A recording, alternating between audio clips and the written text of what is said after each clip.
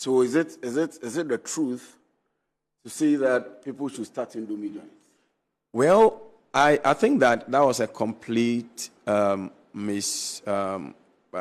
construction, but of course it's part of this generation. Entinasem kakra ne nyina yate se Honorable Francis Xavier Sosu eye Madina for omo MP waba abedi nkomo e de amaga na youth wose Ghana youth na moyere mo ho amugu social media so TikTok, X, Instagram, Facebook na moyere mo ho amu ye dede ka no wose mo nkopa adwuma binye na adwuma o wose mo nkopa binye wasagesti bia mamo wose mo nkonko ton indomie mumye bia indomie joint bako 10 na calculating faso ebeba ho nyina de amai se wono so okoton aduane bi o aba bedi ni nkomo me so me ba be kire omu se ni secret nti onu gina so se Ghana youth yeso enkoton indomie no aha CBD TV mpacho and then first time we share kindly subscribe that so kindly press the notification bell send the bear anytime a video be abeto no so obete na aba be hwebu wi a wa like wa share no wa comment fe mpacho no insults bia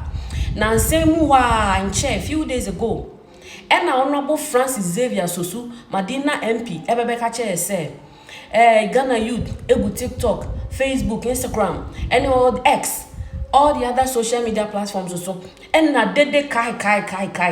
I just a man tise obi akasa, obi abowa, afa aben hu pa na maba. Uma be didi atem say pasa. Wo say sa dede na mo ye ni nyina ye kwa. Mo nkonko padwuma binye na de mo ye no enye adwuma.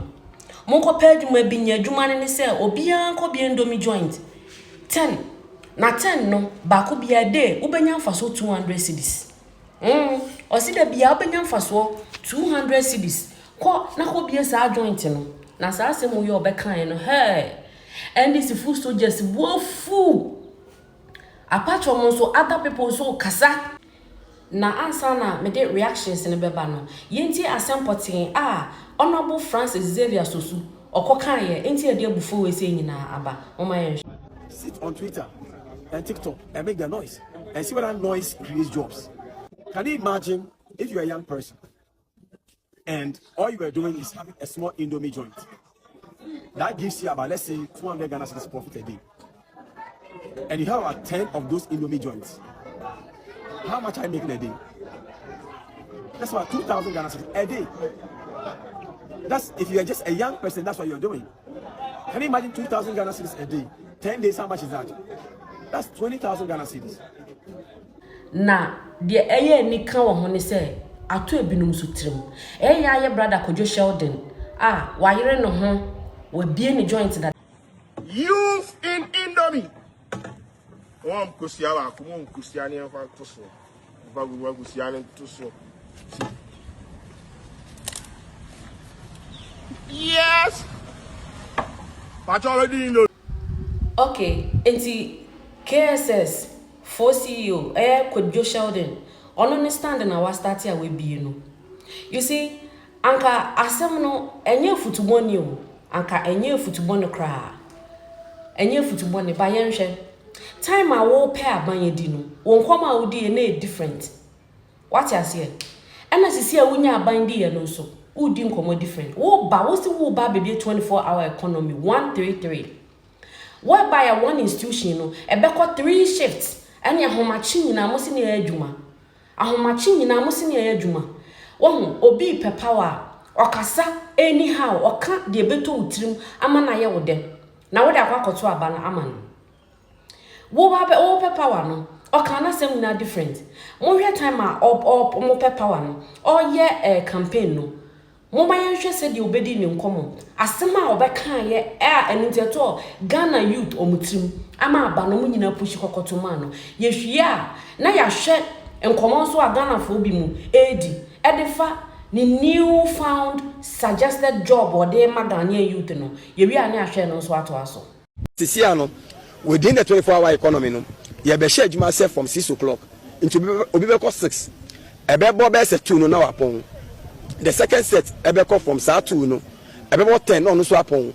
The third set beko be 10 and up 6 no appointing 8 hours bia no nipa ye adwuma. So this Minister of Parliament said we should stop making noise and open 10 indomie joint.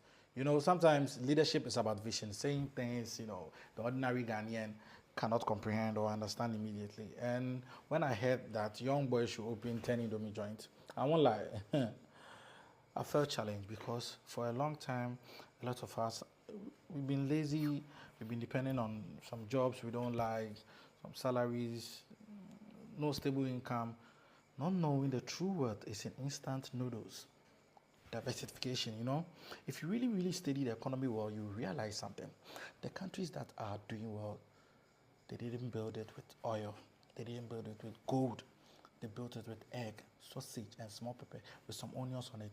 This is basic economics because one indomie joint can serve 50 people, maybe a day. Multiply that by 10. That's already 500 national impact. In economics, that is IDP. Indomie domestic product. Because right now, the problem is not unemployment. It is low indomie noodle ownership among the youth. Even the mindset alone, powerful. Wake up in the morning and ask yourself, am I thinking like a worker? I'm thinking like a branch manager for Indomie. Because personally, I've changed. I'm no longer chasing opportunities. I'm creating boiling water environment. My plan now is simple. 3 branches this year, 7 next year, and by 2028, we go international, Nigeria, UK, Canada, everywhere. Even history shows that every great empire started with a small pot. We'll do 20 joints, 20 indomie joints. And if you don't get land to sell on it, we'll go to the Galamsey site. That's where we are going to sell our indomie. All you are doing is having a small indomie joint. That gives you about, let's say, in the year, maybe in cocoa 5, menu container 5 mother button. Malaba fro, na a disconnect that to them like coffee. Monko my leg Bazantani. None of what Malik when you're doing in Fiani, Malik Muno. Muhu Malik, a youth agency, Muhu baby or say, into my fro. Who's the number from Malik? The girl be sweet to me, Chihiala. No, so we Nelson. My catch on the Bian for no bedin dominum. Boy, no boy fool, and a pumpkin catching the boy. Why is she angry? Why is she angry then? Honorable. Honorable will be a coach school fees on them. She investigate graduates follow what your fees in who book handouts I don't want to take. Never can won't go by Indomia. Why there? I can same bill. Honorable. In Kentepenu and moment in Canella Casa fine. Indomie net the best I don't know. Indomie then. Honorable some number for him, they Indomie one on the school. Oh, then make a catch and that's why I suppose Indomie one I stand a member of parliament. I'm very silly then, honorable. Hey, what I say, Uncle Boy, me and the papers them not. Esther, I say, no one for you, man. So sus the young boy Indomie, so sus the young boy Indomie. Say, quack school you always, a quack you should table na the war. Why in 90 ya? Me uncle blue no guy. Application brown pay our time layer. Indomie the David be any baby. What's no one on him, they Indomie war, no, what's in a parliament. The one to know that, so don't want when you have a power pen and some analysis, sister. For it is possible, and this is hungry food soldiers now. The Biamuti social media moves so much doing yet man yet now buying by a 24-hour economy year so and I will put obligation when you be and I will pay security services so crowd and crowd the bobo now the Biamania for Mamusuno. Honorable Francis Xavier Sosu, Madina MP or NDC Watomonkra. Then crowd when you said the Biamota TikTok, one amount Facebook, Namoti X, Namu Shaman for Mudiaman for them now. This amount is will be about what Afa buying when I'm channel. And yet a meduma, TikTok meduma, Facebook meduma. A Juma de Mawa, yes, so better when you saw a man for. Now I sat for baby, no way is as I know I saw to a moment, now man for the into another day, not the back to my gadget and I said 24-hour economy, not dear, I ever implemented and I know what I'm when you do my. Because generation when I'm woman, because I'm who dear mope, and now Munya Madrid system baby because social media and I'm done. Into the honor bet massages time I want to say, Mumpe indomie, Munya indomie tongue. It is why I have ranty and be a winner, Sika rabbit maybe indomie joint bear 10. A day be amount 200 cities, crown and say 2,000 cities a day. What they multiply 30 days in an essay. A binding and hope rabbit material says it can. Into one of the can't catch us and this is funny to be one. A binding yan and yan address or baby be the abwam to put them venture into indomie. indomie na mo ye indomie businesses na mo benya sika free ndenya sa na mo se mo de mani ato aban no so de na obetna TikTok ni Facebook a comment e di atema kunya hwenye anti-hungry food soldiers honorable say mo pay indomie ne why.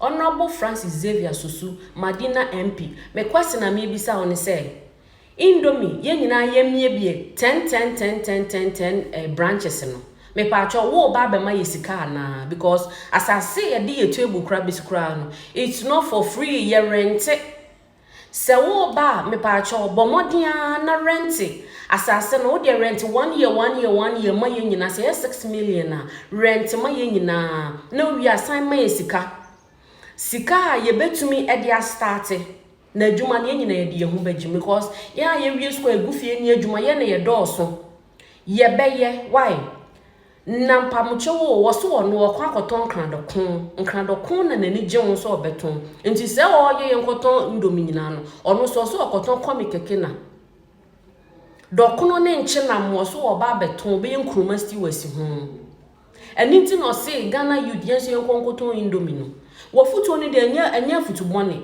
so obi tufu say enter into entrepreneurship na on tufu money kra but honorable bra na be ma yesika ye dey start wo wi a wa ko pepe joint na asase wo de ye be pepe joint no pe bra na be tutu asase ne ka fama yen na ma yesika afi de be toto ye ho ne ye manyina ye be ye na wo so kokoton wo dokon mo pepawa mo kasa anyhow mo kan sama kese etra kese ena mu didie ni ho nyina na mo ka na nipa tu adi mochi na ato abama mo kama munya a friend se power ni wie so a esono asem so a mo ka ugina honom se 133 ye bekọ adwuma 8 hours na just 8 hours na aso 24 no aso uwie ye de yenkoton indomie na wo indomie ni wonom na akọkọ se yento so aba na kọtena parliament no indomie na ni ho e na akọkọ se yento so aba na kọtena parliament mo kasa ti se de anu mota free we tofe no mo kasa ti se de mota free we tofe enu an se mo kasa sa na me se Ghana youth any ndc food soldiers ye fe nimu ndc food soldiers ye fe nimu on say ye yusu mu ye nkwase adwuma wie ye no adwuma ba ye so ye wo ma ye de amomo afa na mo koto indomie amuso mo hwe video na wo say okoton dokon no na o justify na sem so kan no so no me pa cho video network so mo hwe pa cho mo wi a wa subscribe no subscribe na share you like and then you comment ma comment ni decent why e dey medidi na tem asem we abufu be wo ya wo bedi na tem but eni na tem but with the for comment bra nicely why me da say. So is it the truth to say that people should start indomie joints? Well, I think that was a complete construction, but of course it's part of this generation. Truth often do not sell, so people always want to embellish the truth, right? So that they can put it out there and put it on the market. Because what exactly did you say? The context of that conversation. But what did you say first of all? Okay. Before the context. All right. So So the conversation was about Madina Job Center. Yes. Right, so that is the context. That's important. That's the context, and I was being very honest because you see, I am starting a kenkey joint, God willing, I'm sure in a month's time. And this kenkey joint, in Madina, the kenkey joint is called Express Kenkey. Now, I'm doing it because I have been on the road talking about entrepreneurship. It's not because you like kenkey. No. Oh, I love kenkey too. And my mother makes good kenkey. And we used to sell kenkey a lot at Newtown. So now you have money and you want to expand the business. I want to do kenkey because see, and I'm being very honest. Yes. I've seen the roadmap already. Can you imagine if I have a kenkey joint, right? That give me 500 Ghana cedis a day. Just imagine that. If I have about 10 or 20 of those kenkey joints, can you imagine how much I'll be making a day? Yes. And how much I will make a month and in a year? So I was just shaping the mind of people. You see, leaders must take people where they ought to be, even if they don't want to be there. We must be honest and bold enough to speak truth to people. Take people where they ought to be, even if they don't want to be there. And I think that this generation, unfortunately, is a very misguided generation. So what was the exact statement? Oh, no, I think the exact statement was, I think I was talking about the fact that we must move beyond the idea of white-collar jobs to entrepreneurship. Young people must consider entrepreneurship. In fact, what I said was that if you are in Lagos, because it was Dr. Sadiq's burial. Yes. Yes. You know, so that was where we had a conversation. And these are young Lagos students who were speaking to me. Exactly. So I told them that, look, as you work to get your certificate, get some side jobs that can help you. Because sometimes, as member of parliament, I've had confronted many times where people will come and say that, Honorable, I finished school for 5 years, I don't have a job. I've been home for 10 years, I don't have a job. But you know what? When I was doing my, I think, MPhil, Human Rights, Peace and Conflict Studies, I had a classmate. And this was an orphan